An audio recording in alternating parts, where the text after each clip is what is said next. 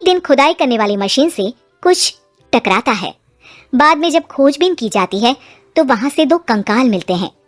Police गांव के लोगों से पूछताछ शुरू करती है। हमारी फॉरेंसिक टीम अभी आ रही है। देखिए, आप लोगों की परेशानी हम समझ सकते हैं, लेकिन आप लोगों को पुलिस का सहयोग करना होगा, क्योंकि आपके सहयोग के बगैर हम ये पता नहीं लगा सकते हैं कि आखिर ये किसके कंकाल है और इनकी हत्या किसने की। साहब, गांव के लोग आपका पूरा सहयोग करेंगे। हाँ साहब, पूरा सहयोग करेंगे। बाती जांच में तो ये बात सामने आ रही है कि एक कंकाल किसी पुरुष का है तो एक किसी महिला का। साहब, हमें तो बहुत डर लग रहा है। ऐसे कंकाल मिलने का मतलब गांव के आसपास ही किसी की हत्या हुई है। कुछ दिन बाद जांच रिपोर्ट आ जाती है।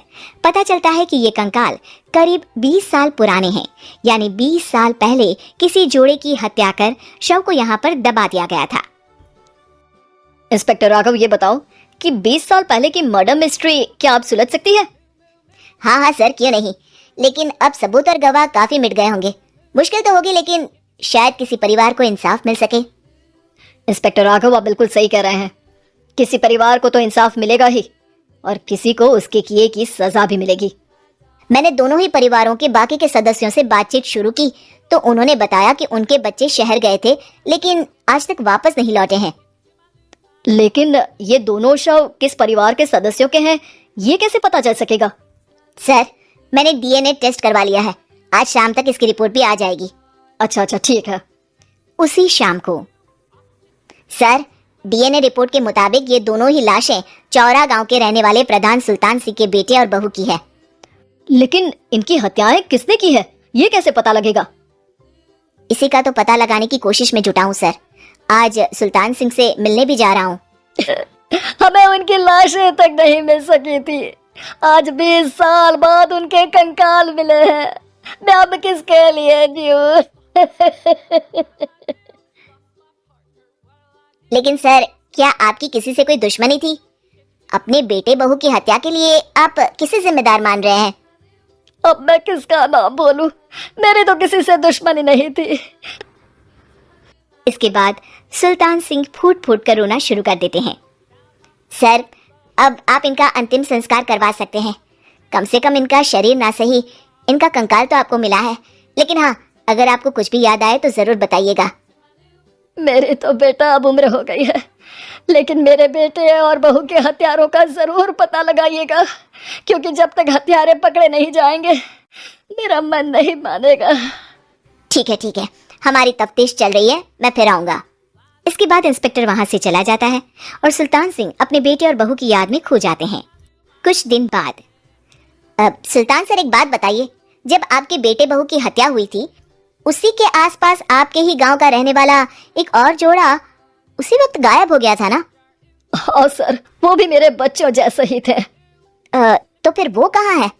उनका भी आज तक पता नहीं चल सका, लेकिन बताते हैं कि कुछ साल पहले अभिषेक को गांव के ही किसी आदमी ने मुंबई में देखा था। उनके परिवार का कोई अब नहीं रहता क्या इस गांव में? अब तो कोई नहीं रहता। एक चाचा थे, लेकिन उन्होंने भी अपना पुश्तैनी मकान बेच दिया है।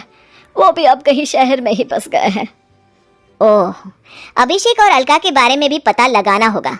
हो सकता है कि वही इस हत्या के बारे में कुछ बता सके। हो तो सकता है, लेकिन वो बेचारे तो खुद ही वक्त के मारे थे, वो क्या बताएंगे। फिर भी सर, जब केस दोबारा खुला है तो जांच तो करनी ही पड़ेगी, और इस बार तो लाशें भी बरामद हुई हैं। कुछ दिन तक लगातार तफ्तीश चलती रही। एक दिन थाने से सुल्तान सिंह को फोन आता है। हाँ, कौन बोल रहा है?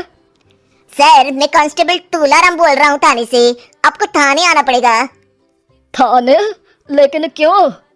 सर, किसी की पहचान करवानी है। अच्छा ठीक है, मैं दोपहर तक पहुँचता हूँ। सुल्तान सिंह दोपहर में थाने पहुँचता है। कई पुलिस के अधिकारी वहाँ मौजूद रहते हैं। सर, आपके बेटे की हत्या का रहस्य आज शायद सुलझ जाए। अच्छा इंस्पेक्टर राघव, पर वो कैसे?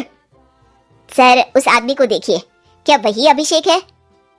सुल्तान सिंह की आंखों में हैरानी से आंसू आ जाते हैं। हाँ सर, यही अभिषेक है। ये आपको कहाँ से मिला? सिर्फ अभिषेक ही नहीं, बल्कि इसकी पत्नी अलका भी इसके साथ है। मैडम, जरा अभिषेक की पत्नी को लाइए। जैसे ही अलका को पेश किया जाता है, सुल्तान सिंह जमीन पर गिर जाते हैं।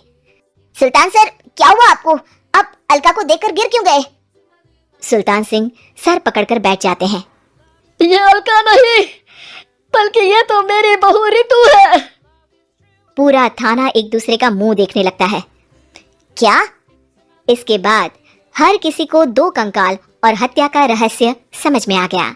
अभिषेक और रितु ने मिलकर संतोष और अलका की हत्या की थी और